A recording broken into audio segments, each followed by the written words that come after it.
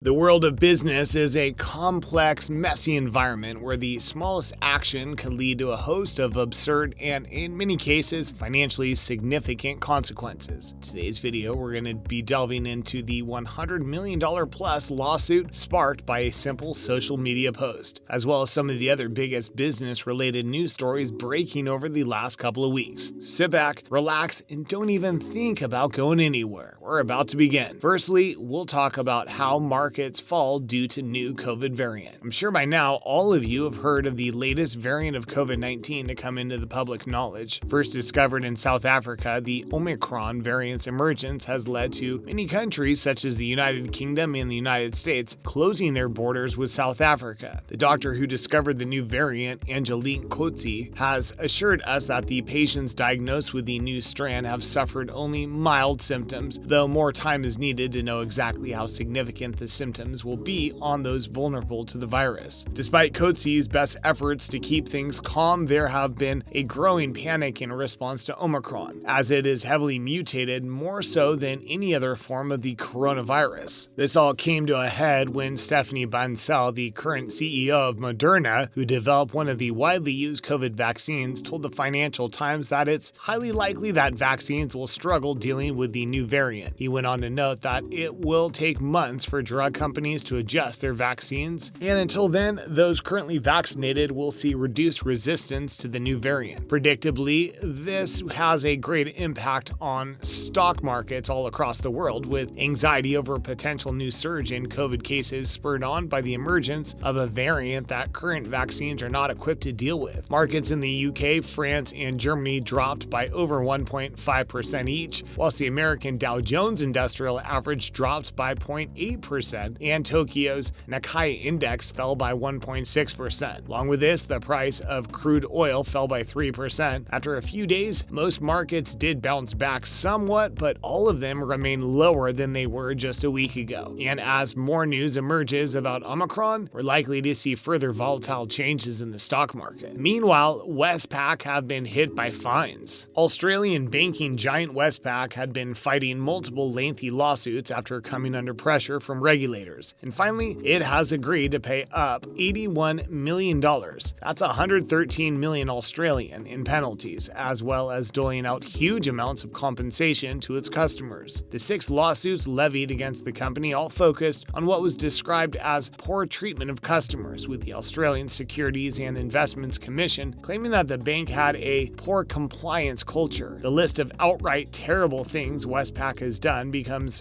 farcical the longer you read it, so we won't go over every single misdeed. But here's a few of our favorites. Firstly, the bank handed out duplicate insurance policies to over 7,000 customers, with those unfortunate souls pretty much being tricked into paying for 2 or more policies. Then there was the fact that they made a nasty habit out of charging people for undisclosed fees. A total of 25,000 customers falling victim to this trick, which generated $5 million.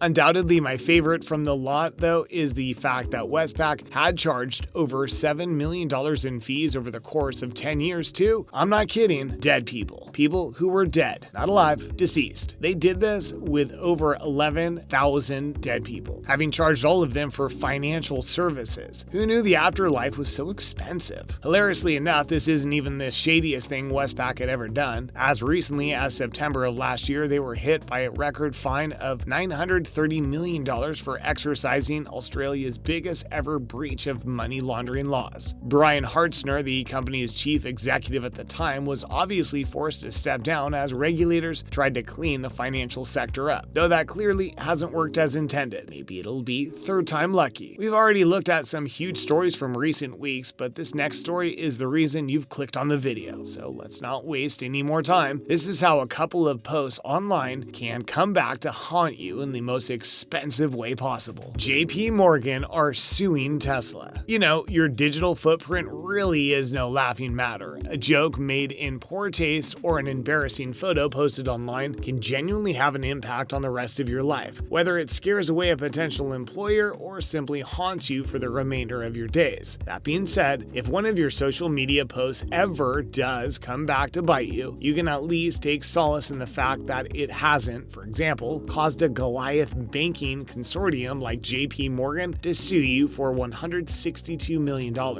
Elon Musk can't say the same. The lawsuit traces back to 2018 when Musk tweeted out from his Twitter account claiming that he had received the funding required to potentially take the Tesla company private. He never actually did this, which led to him being fined by the Securities and Exchange Commission for misleading the market, with Musk and his company ending up paying $40 million to resolve the matter. He also resigned as chairman of the company. Regardless, JPMorgan's issue comes down to what they feel is a breach of an agreement they made with Tesla in 2014, as the companies had agreed that the bank would be able to buy shares at a set price when the warrants expired in 2021, and that if share value exceeded a strike price of $560, Tesla would pay JPMorgan the difference. However, due to the tweets made by Musk in 2018, JPMorgan has argued that they actually lowered the strike price since Musk was publicly touting that shares would go for $420. This was something Morgan had the power to do thanks to the contract signed with Tesla, which guaranteed them the ability to adjust the strike price in order to protect the bank from the economic effects of Tesla's business dealings, as well as silly tweets that could alter the value of shares. It remains to be seen how Tesla will respond to the lawsuit, though one would imagine that Musk is kicking himself right about now. Next up, NASA on the hunt for new suits. NASA really are taking their time with this one, aren't they? Considering how much of a big deal the whole going to space thing is, there has been startling little progress on the spacesuit front since all the way back in the 1980s. Progress has been so slow, in fact, that a recent report from NASA's Inspector General slammed the organization for spending $420 million over the course of the last 14 years on developing suits without actually making any significant changes or improvements. The report noted that a flight-ready suit is still years away from completion, and that is estimated that NASA will spend a further $1 billion